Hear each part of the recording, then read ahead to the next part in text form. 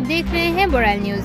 संपूर्ण राज्य के साथ साथ नौगांव में भी सरकारी एनपीएस कर्मचारियों की हड़ताल और कायरक बहिष्कार।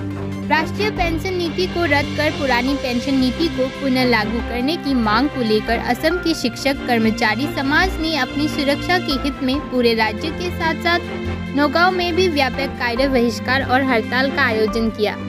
नौगांव जिला आयुक्त कार्यालय परिसर में अखिल असम सरकारी एनपीएस कर्मचारी संघ की नौगांव जिला समिति के नेतृत्व में इस हड़ताल कार्यक्रम को आयोजित किया गया।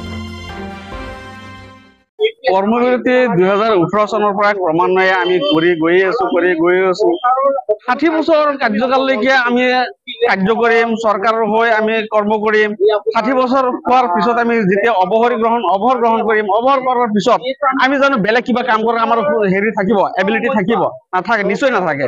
বেলেগ কোনো কাম কৰাৰ যেতিয়া এবিলিটি নাথাকিব আৰু আমি নিম্ন খুব মানে কম পৰিমাণৰ এক পেঞ্চন পাম, সেই পেঞ্চনেৰে আমাৰ ভৱিষ্যত কেনেকৈ হ'ব? গতিকে চৰকাৰ প্ৰশাসনে কি কাৰণত বুজি পোৱা নাই আমাৰ দাবী বা আমাৰ কথা কিয় শুনা নাই আজিলৈকে এই কথাটো, কিন্তু তেওঁলোকে আমাক আজিলৈকে কোনো মেছেজ যোগে জনোৱা নাই বা আমাৰ লগত বহাও নাই। মানে আমাৰ ইমান ৰিকুৱেষ্ট কৰাৰ পিছতো কি কাৰণত আমাৰ লগত নবহে? আমি কি মানে তেওঁলোকৰ সেৱা আগবঢ়াই থকা নাই নেকি? বা আমাৰ ক'ৰবাত কম কৰিছো নেকি আমি সেৱাত? বা আমাৰ কি মানে দুখটো ক'ত? যিবিলাক মানুহ অলৰেডি ৰিটায়াৰমেণ্টত গৈছে তেওঁলোকক এবাৰ সুধি চাওকচোন তেওঁলোকৰ অৱস্থাটো কি? তেওঁলোকে ঔষধ কিনিব পৰা অৱস্থাত নাই, খাদ্য কৰপৰা খাব? বাৰ্ধক্য অৱস্থাত মানুহে চৰকাৰে যিটো মানুহক অনুদান দি আছে, মানে আপোনাৰ বৃদ্ধ পেঞ্চন দি আছে, যে সেই বৃদ্ধ পেঞ্চনৰ সমান এজন চাকৰিয়াল মানুহৰ মানে পেঞ্চন। গতিকে এজন মানুহ যেতিয়া আজিৰ দিনত আমি যিটো ষ্টাইলত চলি গৈ আছো, অবভিয়াছলি আমাৰ হাতখন অলপ খৰচৰ হাতখন অলপ দীঘল।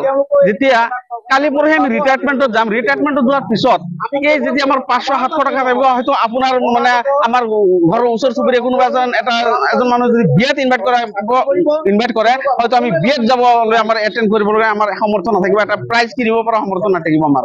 এনেকুৱা এটা অৱস্থাত মানে পেঞ্চন দি আছে চৰকাৰে।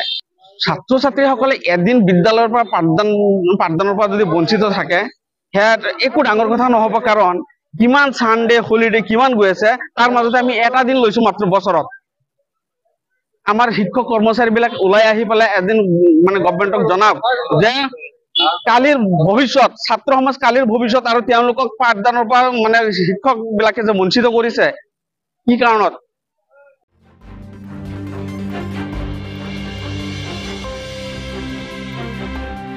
इसी तरह इस राज्य से जुड़े हुए हर एक खबर जानने के लिए आप देखते रहिए बोराल न्यूज, और बोराल न्यूज को फॉलो, लाइक, शेयर और सब्सक्राइब करना ना भूलें।